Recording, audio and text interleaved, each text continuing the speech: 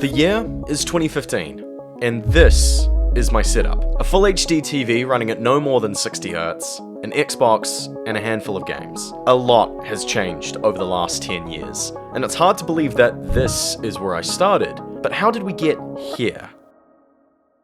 In early 2015, I moved my Xbox 360 from the family lounge to my room, finally having my own space to play video games after years of couch co-op. And on December 26th of that same year, I secured an Xbox One bundle, purely to play Fallout 4. But most importantly, I used it to play Fallout New Vegas in 2017, a choice that sent a chain of events in motion that would permanently alter my life. I lived and breathed Fallout 4 at launch, but Fallout New Vegas was its own thing entirely. It started a whole new and greater obsession with Fallout, not with the lore, but with mods. A prominent YouTuber back in the day by the name of NCR Vet made ultra-modded New Vegas videos that completely blew me away. I'd never known that New Vegas could look so good, and I needed to experience it. I sometimes forget about it, but Fallout New Vegas is actually pretty much the entire reason I got my first job. I wanted to get a PC so badly, just for this one game.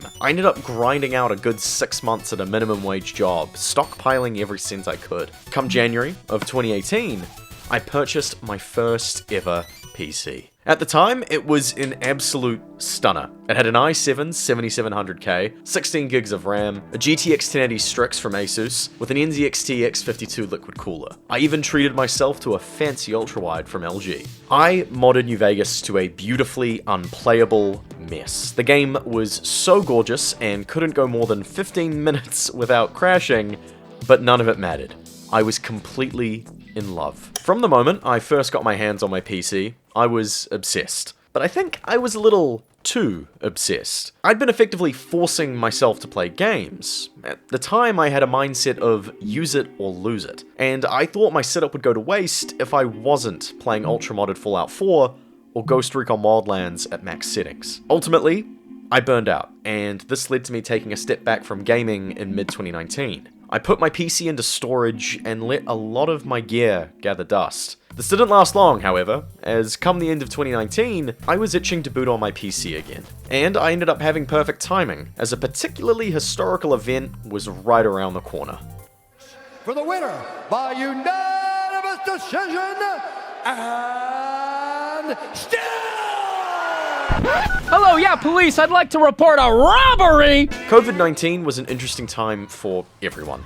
And looking back, I am so thankful I kept my PC. I love the fact that it kept me social with my friends. Gaming kept me as sane as possible during the most tumultuous and unpredictable period of my life. But near the end of 2020, I started running into issues. My quad-core i7 was beginning to struggle in newer titles, and even briefly bit the dust. And had it not been for the intervention of a helpful PBTech employee, would have been a pricey replacement. But despite it coming back from the grave, I knew it was time for an upgrade. So, over the next 2 months, I began planning, scheming, and saving, and my hard work ultimately coalesced in February of 2021, in the form of Crazy Diamond. This was a new era for me.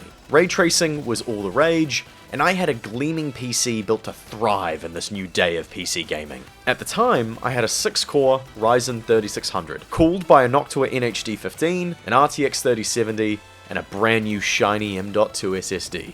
This setup was a new high for me, but went through a lot of experimentation throughout the year. I had so much fun taking things apart and putting them back together again. All this experimentation ultimately culminated in a shift to a small form factor PC. I loved this little guy. He was compact and powerful, flexible, and stylish. Despite the fact that I broke the power cable 2 weeks into owning him and had to jumpstart it every day with a screwdriver. Literally, every time I want to turn on my computer, you kind of see down there, it's out of focus a little bit, but I basically just pop this down and jump start it with the screwdriver every time. With the turn of the year to 2022, it was here where I returned to my more minimalistic style. I swapped to a new case and cooler and streamlined my setup even further. A single monitor with the Logitech G915 TKL and the Razer Basilisk. However, come the middle of the year, things were changing yet again. University was becoming a bigger and bigger priority, and I was playing games less and less. I'd all but given up on streaming, and ultimately made the decision to sell my setup, a choice I'd almost made 3 years prior. This choice netted me a very stylish Asus ZenBook, but shortly after I realized that I'd probably made a very big mistake. However, right as the year was coming to an end, I made a second-hand purchase that truly felt like a return to form. This setup is what drove my first foray into making YouTube videos, boasting a Ryzen 5 5600X, an RTX 2080 Super, and a full deployment of Noctua cooling and fans. It drove the production of my Far Cry 5 and Wildlands videos. At the time, I was still using my trusty Keychron C1 and the Logitech G305. However, my PC would all but die after a graphics driver update left my 2080 Super bricked. Well over a week of work and stress would restore it to a functioning state, but the writing on the wall was clear. It was time for an upgrade. An upgrade I did. Here we enter the modern era of my setup, one of excessive but necessary power, with clean aesthetics and a pursuit of finality. Let me give you the tour. Yeah, I'm cooking. On April 26, 2023, I built the most powerful computer I'd ever laid eyes upon. An i7-13700K and a Z790 motherboard from NZXT. 64GB of DDR5 memory, a 360mm Corsair liquid cooler, 4 terabytes of all NVMe M.2 storage, a 1000 watt power supply, and boasting an RTX 4080 with a monstrous 16 gigabytes of video memory. And for 2 years, he has been completely and utterly bulletproof. Next up is the microphone, which you're hearing right now. It's the Rode PodMic. It's a lovely little piece of gear that's treated me well for almost 2 years now. Powering that is the Audient Evo 4. It looks insanely nice, and I really appreciate its clean aesthetic. The monitor in front of me is the Samsung G8 OLED, a 34-inch, 175Hz ultra-wide. I've been using it for about a year and a half now, and I haven't noticed any burn-in or screen issues whatsoever. And its sleek design helps it fit right in with the rest of the setup.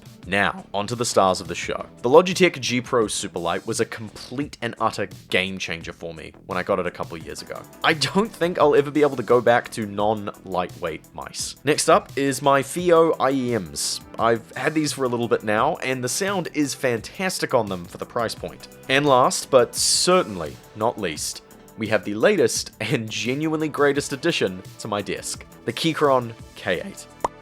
Keychron sent this out to me a couple of weeks ago, and I genuinely need to talk about it. I mean this genuinely when I say that this is easily the greatest keyboard I've ever laid my hands on. And for 200 New Zealand dollars, it is filling out and punching way above its price point. Like, just listen to how good this thing sounds, completely stock, right out of the box.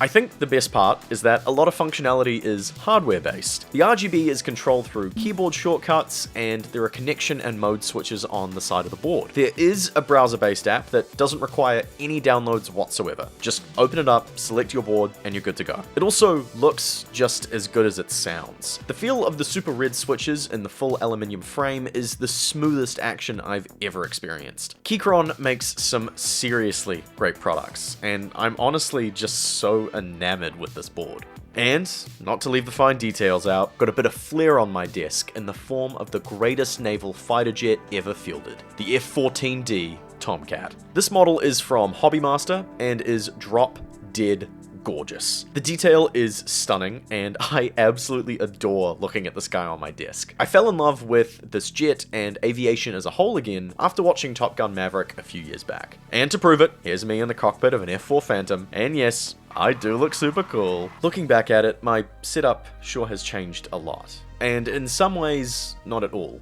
It's always been an expression of myself, and I'm genuinely excited to see what the next 7 years has in store for me. I'd really love to hear what you all think about this, and your experiences with your own setups. This has been a really lovely trip down memory lane for me, and I hope you all enjoyed it as much as I did. I've left a link down below to where you can check out the Keychron K8 and the other products mentioned in this video, and as always, thank you so much for watching, and I'll see you in the next one.